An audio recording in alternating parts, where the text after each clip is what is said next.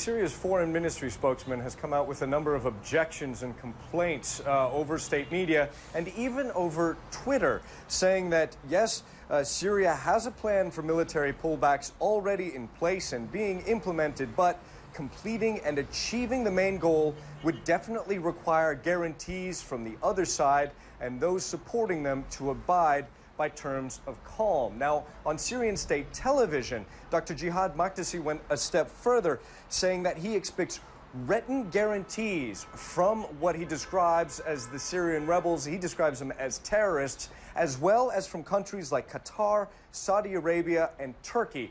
Guarantees that the rebels will put down their weapons, hand them in, and adhere to a ceasefire, and that Qatar, Saudi Arabia, and Turkey will not support with funding the Syrian opposition. Now, we haven't heard anything about written guarantees from the United Nations envoy to Syria, Kofi Annan, in the past, though he has said that he expects the Syrian opposition to also begin a ceasefire on Tuesday of next week, a ceasefire and a withdrawal from population centers that the Syrian government has previously agreed to.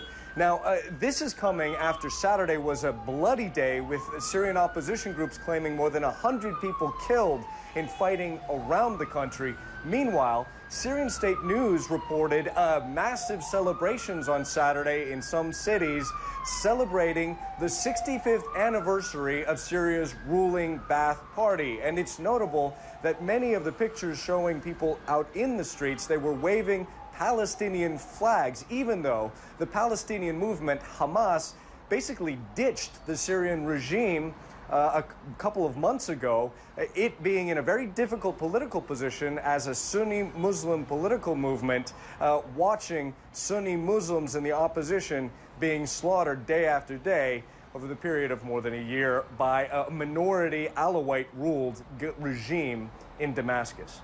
Natalie. And Ivan, back to this ceasefire that is to take place on Tuesday and these new developments. It more sounds like Syria is looking perhaps for a way to back away from its agreement.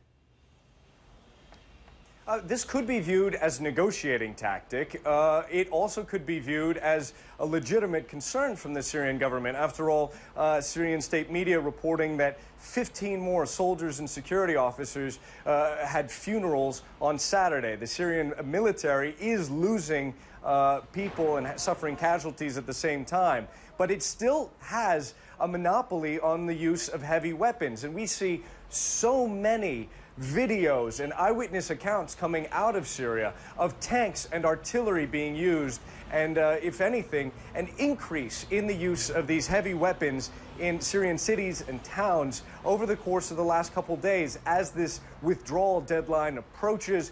And even the UN Secretary General has come out criticizing and condemning the Syrian government in a statement on Saturday night, saying April 10th is not an excuse for the Syrian government to increase its attacks on Syrian civilians.